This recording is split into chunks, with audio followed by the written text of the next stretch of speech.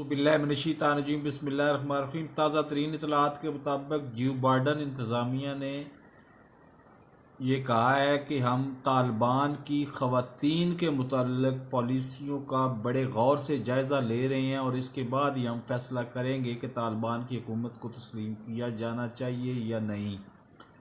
तो मैं ज़ाती तौर पर इस बारे में कोई कुछ फहमी का शिकार नहीं हूँ। गो आज अलामती तौर पे तालिबान ने भी जवाबी तौर पे ये कहा है कि हम काबीना में भी ख़वातीन को शामिल कर रहे हैं, लेकिन ख़वातीन के हकूक़ के बारे में तालिबान का ट्रैक रिकॉर्ड ये कहता है कि वो इतना अच्छा सलूक नहीं कर पाएंगे ख़वातीन के साथ।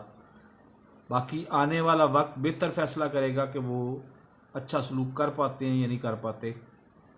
आलमी मेयार के मुताबिक इंसानी हकूक़ ख़वातीन को, ख़ुसूसन ख़वातीन को दे पाते हैं या नहीं दे पाते, ये आने वाला वक्त बताएगा।